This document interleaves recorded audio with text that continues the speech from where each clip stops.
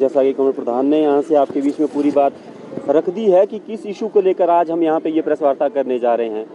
सबसे पहले तो आप तमाम लोगों का जो उन्होंने अपने बिजी शेड्यूल से हमारे लिए और इस मुद्दे की गंभीरता को समझते हुए अपना जो कीमती समय यहाँ पे दिया है, उसके लिए आप तमाम लोगों का धन्यवाद करते हैं, जितने भी मीडिया के साथी यहाँ पे आए हैं। और साथ ही जितने भी लोग हमारे इस प्रेस वार्ता को देख रहे हैं या सुन पा रहे हैं, उनका भी हम इस मुद्दे की जो गंभीरता है उसको उससे अवगत करवाना चाहते हैं। मुद्दा क्या है साथियों? मुद्दा ये है कि 2019 से विश्वविद्यालय के अंदर क्या है, भर्तियों का सिलसिला शुरू होता है और 2021 तक ये सिलसिला जो अभी तक भी जो सिलसिला जारी है। लेकिन एसएफआई क्यों ये प्रेस वार्ता कर रही है, उस बात के पीछे की गंभीरता को अगर हम देखें कि क्यों ये प्रेस वार्ता हम आज के समय के अंदर यहाँ पे कर रहे हैं, कि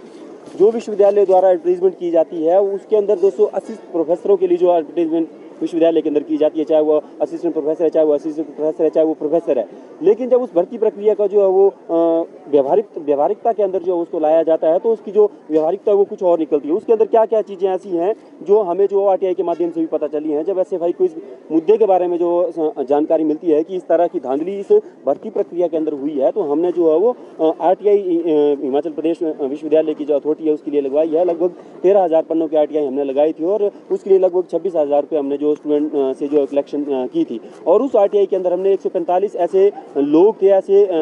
टीचर थे, उनके ऊपर जो आरटीआई हमने लगाई थी, उनकी हमने सूचना जो वो जो आरटीआई की हमारा सूचना का अधिकार है उसके तहत मांगी थी। और जब उन 145 लोगों की सूचना हम तक आती है तो उसमें क्या चीज़ें निकल के आती हैं, वो उसके लिए सबसे पहले तो हम जो कोर्ट के जो हमारे प्रदेश का जो उच्च न्यायालय है उसके द्वारा जो एक संज्ञान उसके अंदर लिया गया और एक व्यक्ति जो जिन बिंदुओं के ऊपर हम बात भी करने वाले हैं उन्हीं बिंदुओं के आधार पर उस व्यक्ति को जो है वो उस पद से बाहर जो किया गया है। उसके अंदर क्या हुआ है, उस व्यक्ति द्वारा जो ईडब्ल्यूएस का अपना फर्जी सर्टिफिकेट दिया गया था, लेकिन उसको जो अभी जवाब तलब भी किया गया और उसको उसकी जो भर्ती है उसको रद्द भी किया गया है। उसी तरह के बहुत सारे बिंदु ऐसे हैं जिनके ऊपर आज हम यहाँ पे जो चर्चा करेंगे। सबसे पहले अगर हम इस एडवर्टाइजमेंट की अगर बात करें, जब ये एडवर्टाइजमेंट 2017 के अंदर हुई थी, उसके बाद जो लगातार जो एडवर्टाइजमेंट होती रही है, लेकिन जब ये भर्ती प्रोसेस शुरू होना था तब अगर हम बात करें तो हमारे देश के अंदर, हमारे प्रदेश के अंदर जो वो पेंडेमिक का दौर था और जो हमारे मानव संसाधन मंत्रालय है और जो हमारी होम मिनिस्ट्री है उसके द्वारा सख्त ये हिदायत दी गई थी कि किसी भी प्रकार की रिक्रूटमेंट जो ड्यूरिंग द पेंडेमिक या इंटरव्यूज जो ड्यूरिंग द पेंडेमिक नहीं होंगे।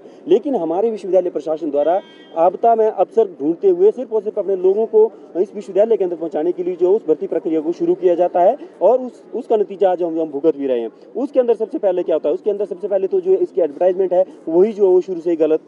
जो साबित होती है। उसके बाद हम क्या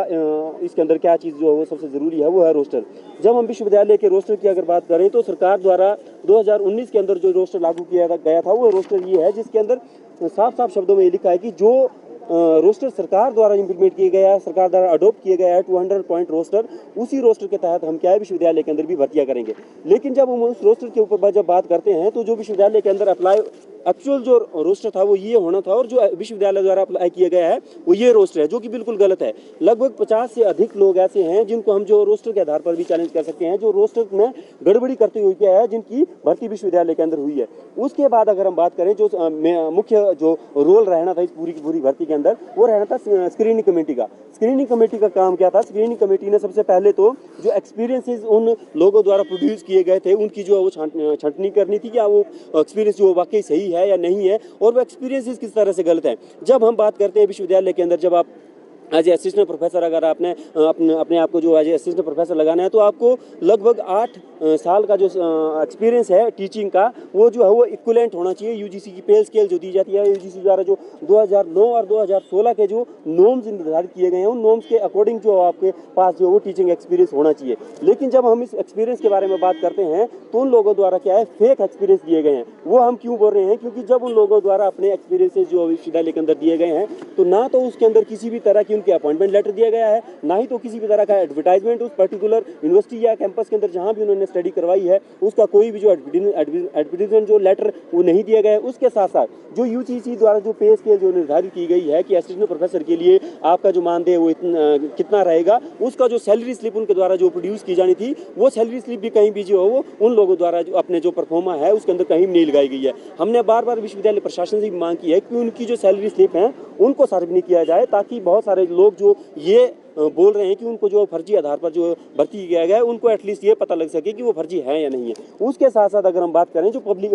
स्क्रीनिंग कमेटी का दूसरा काम क्या होना था, स्क्रीनिंग कमेटी ने उन लोगों की पब्लिकेशन जो चेक करनी थी, पब्लिकेशन के अंदर क्या रिक्वायरमेंट है। जब आपने एज ए असिस्टेंट प्रोफेसर जो विश्वविद्यालय के अंदर या किसी भी एफिलेटेड कॉलेजेस के अंदर या इवनिंग सेंटर के अंदर या यूआईटी के अंदर कहीं भी अगर आपने लगना है तो आपके लिए मैंडेटरी ये है कि सबसे पहले तो आपका पीएचडी कंप्लीट होना चाहिए और during the period of PhD आपकी जो 2 आपके पेपर जो पब्लिश होने चाहिए और वो पब्लिश कहाँ होने चाहिए। एक तो आपका जो यूजीसी द्वारा जो यूजीसी केयर लिस्टेड वो आपके जर्नल्स होने चाहिए और दूसरा जो पेयर लिस्ट जो यूजीसी द्वारा जो निर्धारित की गई है उसके अंदर जो फुलफिल वो जो जर्नल्स हैं वो आने चाहिए और उस जर्नल के अंदर आपका क्या है जो पेपर है वो पब्लिश होना चाहिए। लेकिन जब हम इस पब्लिकेशन को देखते हैं तो पब्लिकेशन के अंदर पीएचडी कंप्लीट होने तक किसी भी तरह का कोई बहुत सारे कैंडिडेट ऐसे हैं जिनका कोई भी पेपर जो पब्लिश नहीं हुआ है, लेकिन जैसे ही उनकी पीएचडी कंप्लीट होती है उसके बाद उनके